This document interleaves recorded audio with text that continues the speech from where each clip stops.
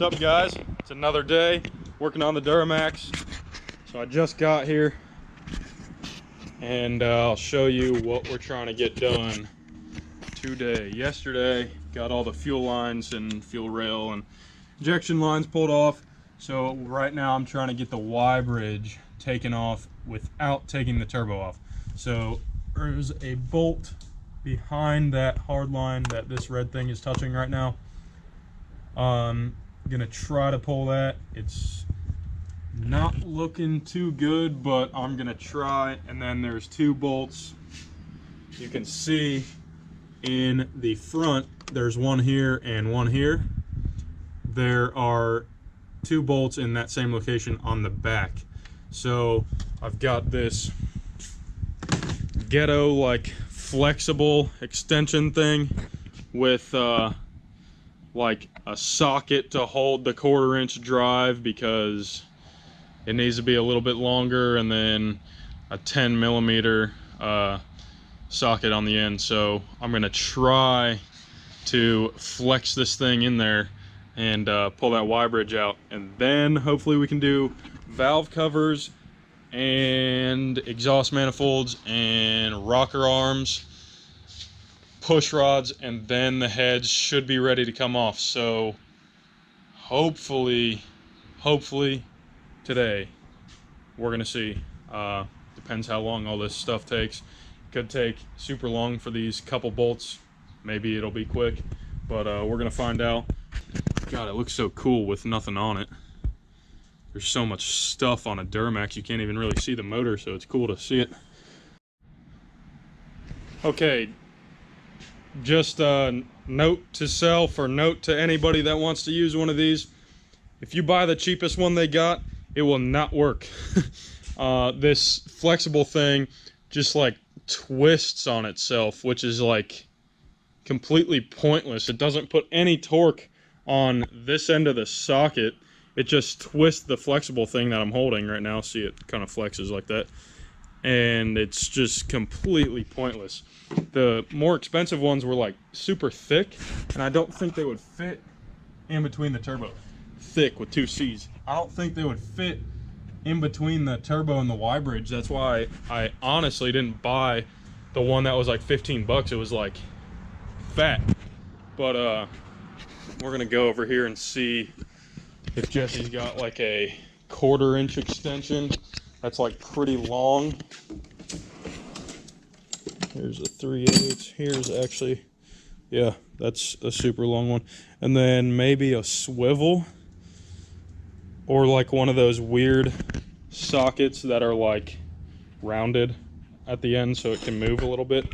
I'm not sure, but I'm gonna try to find something and I'll get back to you guys.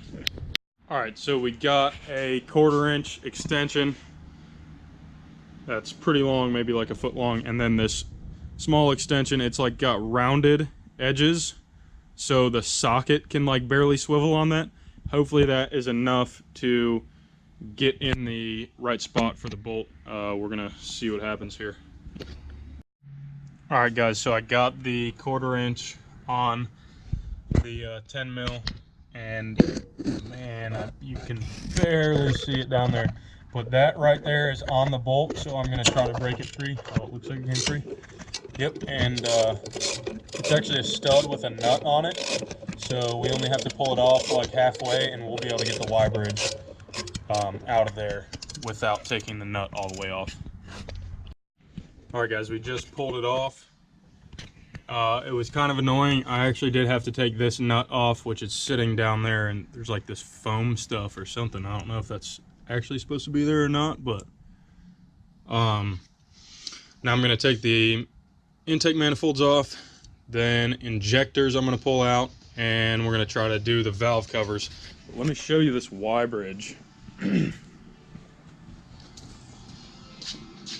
It's right here, and it's like got this just soot and I don't even know, oil and just stuff caked in there, and that is exactly why you guys want to do an EGR delete and a PCV reroute, which is going to put nothing back into your intake, because some emission stuff. It tries to reburn some of the gases, and the EGR stuff, that just terrible, man. So we'll get to it, and I'll update you guys. This dude just came over to check out one of Jesse's cars. Got the Suburban on 6s. Ooh. Hauler. Motherfucker's jacked up.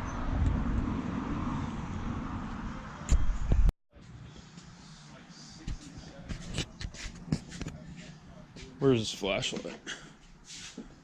Alright, so I got all the injectors out.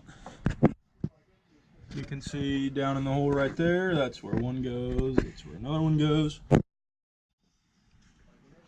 So all 8 of them are out, labeled. And then I'm working on the exhaust manifolds, which is way bigger pain in the butt than I thought. Busted my knuckles a couple times.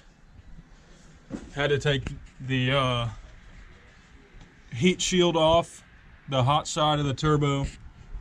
Worked on the V-band clamp back there. I'm gonna try to take the downpipe off. So I don't know if I'll be able to get the valve covers off tonight, but I'm gonna try to get the exhaust manifolds off. Got all the injectors out, labeled. This one, the 7th cylinder. This is where I'm suspecting that the head gasket blew, because that's pretty normal. And I'm guessing that's why that injector looks like that. But I'm gonna clean it up and put it back in. The balance rates are okay on all of them, so whatever. I'll be upgrading injectors sometime soon. Not now, but so I'm gonna wait until that to do all of them. But those I'm gonna clean. These pieces are like a little bit rusted on the top where the bolts seat, so I'm gonna probably take those to work and sandblast those. But as of right now, I'm gonna try to get the up pipes and the exhaust manifolds off. Man, they're a pain in the ass, but this side is all loose. I think I have to undo part of the exhaust to get the downpipe off. Haven't touched this side yet, but I'm kind of just hanging out. It's like 8:30. Been a while since I hung out, so we're out here. What are we looking at? You have Stuff. a Ranger? It's jacked up Ranger, man. Jacked up Ranger. So guys, we'll be working on it tomorrow. Subscribe to Nasty Nate. Stay tuned. We're out of here. I want to put a damn 30